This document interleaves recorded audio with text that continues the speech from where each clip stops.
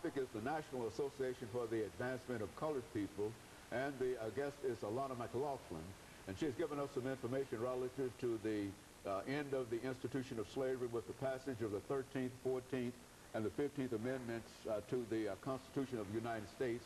And she's now dealing with the National Association of Advancement for colored people in a way that will lead her up to the civil rights movement of the 1960s. Now let's talk about that civil rights movement of the 1960s, because I think the most important person that you're generally familiar with is Dr. Martin Luther King. Let's talk about him within the context of the movement to deal with the 13th, 14th, and 15th Amendment.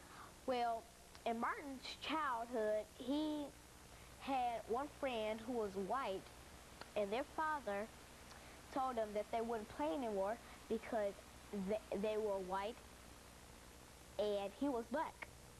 That really struck a kind of a deep hole in Martin's life, a hole that couldn't be filled, because he really was playmates with that friend, but only to be pushed away by a thing called segregation. I wouldn't think that was unfair. If my friend was, I have Philippine friends, I have Mexican, Indian, Spanish. I have friends from everywhere, and I would feel that it would be right for me not to be their friend because I'm not the same. I don't originate from where they originate, so I wouldn't think that would be fair, and neither should Martin have to put up with something that cruel. And so that was part of the information that you know about Dr. King, that he had that impact, had an impact on his whole upbringing in terms of his attitudes about. He gave this great speech called "I Have a Dream" at one time. What was that all about? Well, one night Martin had a dream, and he said that the dream said that we would all live in peace and that we would all just love each other and hug each other and we would all be friends. Now, him and his wife, Coretta Scott King, they march and they go around the world talking of this dream, they say. And they say that it was of peace and everybody loving each other and just everybody being friends and just no hatred in the whole world. Well, now, does it sound strange to you that a person like Dr. Martin Luther King, who had such a dream, should be killed by somebody? Why don't you say something about his assassination?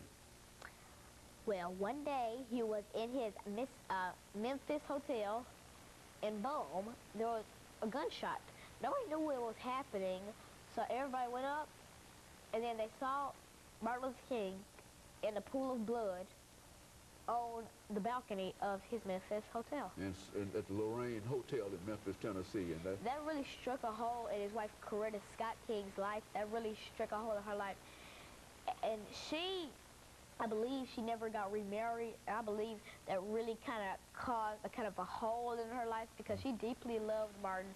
And I'm sure I would be deeply struck if my husband was assassinated because he was standing up for what he believed in. And so that "I Have a Dream" speech has had an impact upon you as well as some of your peers. Do you know anybody else who has the same understanding of the "I Have a Dream" speech of Dr. Martin Luther King? There may be a lot of people who feel as I feel, but not as many youths as there should be.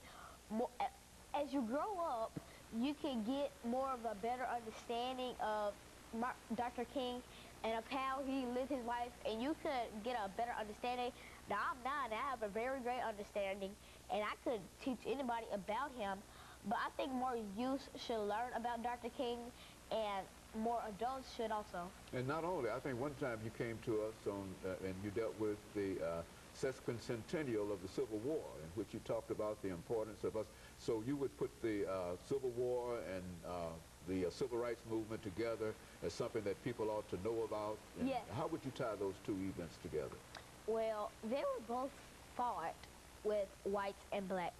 Now, the Civil Rights Movement, it was saying that the white people were against the black people. And in the Civil War, the people, they all wanted to be together, but the white people, they couldn't stand that, so they fought to try to kill as many black people or free men as they could.